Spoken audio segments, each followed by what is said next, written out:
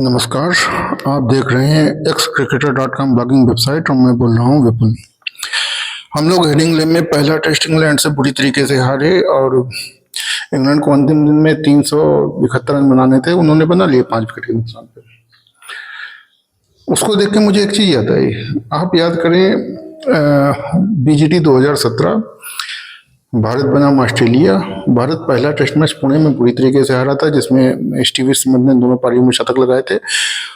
और दूसरी टेस्ट जो बंगलौर में हुई थी उसमें भी भारत को उन्होंने पहली पारी में 189 रन पे ऑल आउट कर दिया था।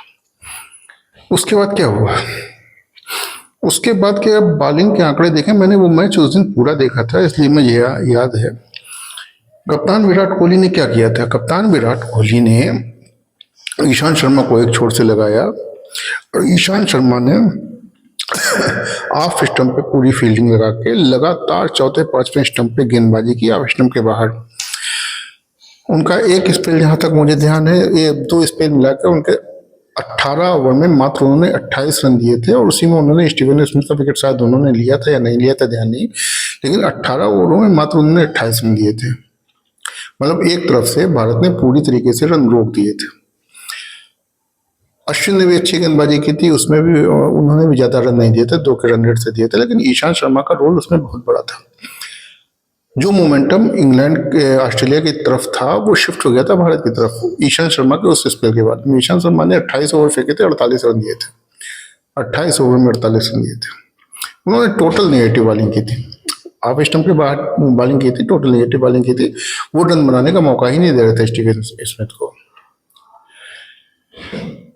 उसके पहले 2014 में MS धोनी ने भी, जो हम बड़ी मुश्किल में तो उसमें जीतते थे, इंग्लैंड में अगला टेस्ट हुआ था 2014 में, ईशांत शर्मा से लगातार उन्होंने पटकी हुई गेंदबाजी करवाई थी लेग स्टंप पे और 7-2 की फील्डिंग लगवाई थी, लगातार लेग स्टंप पे गेंदबाजी करवाई थी। ये 2-3 चीजें थी जो हेडिंग्ले टेस्ट में नदारद दिखी। पहली बात तो यह है कि टेस्ट मैच में जो वाइड होती है लेग स्टंप के बाहर वाली, वो T20 या वनडे जैसी नहीं होती कि जरा सा पैर के बाहर निकल जाए तो वाइड हो जाए। वो उतनी ही वाइड होती है जितनी ऑफ स्टंप के बाहर वाइड होती है। इसका फायदा मैंने ग्रांट फ्लावर को उठाते देखा, एशले जायस को उठाते देखा सचिन के खिलाफ में, और भी कई गेंदबाजों को उठाते देखा इसका फायदा। हालांकि बहुत ज्यादा नहीं करते थे क्योंकि अंपायर शायद उसमें मना भी करते थे, लेकिन फिर भी इसका फायदा वो लोग उठाते थे और ऑफ स्टंप के बाहर नेगेटिव बॉलिंग करते। तो मैंने कोलकाता टेस्ट 2001 में मैकग्राथ को भी देखा है, जब लक्ष्मण अपने पीक पे थे। तो मुझे ये नहीं समझ में आया कि ये जो भारतीय टेस्ट टीम वहां पे जीत रही, खेल रही थी, उन्होंने ये रणनीति क्यों नहीं अपनाई। जब लगातार कोई टीम जीतती है और उसको ये पता चल जाए कि वो जीत नहीं पाएगी तो हड़बड़ी में विकेट दे देती है। स्टीवन बाग की 2001 की टीम के साथ कलकत्ता में यही हुआ था। वो लगातार जीतते जा रहे थे और भारत ने उनको जीतने का मौका ही नहीं दिया। उनको बहुत कम ओवर दिए खेलने के लिए।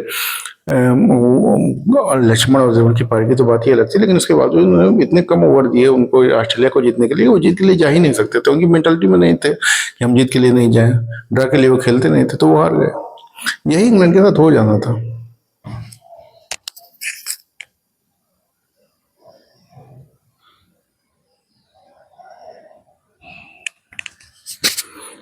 इंग्लैंड के साथ यही होना था, लेकिन अगर आप शुभमन गिल को कप्तान के तौर पे ज्यादा ना भी जानो तो गौतम गंभीर तो बहुत बड़े अपने आप को समझते हैं। गौतम गंभीर ने क्या किया इस विषय पे?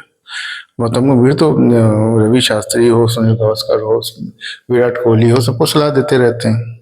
MS धोनी को तो देते ही रहते हैं। उन्होंने क्या किया इस बारे में मुझे तो नहीं समझ में आया।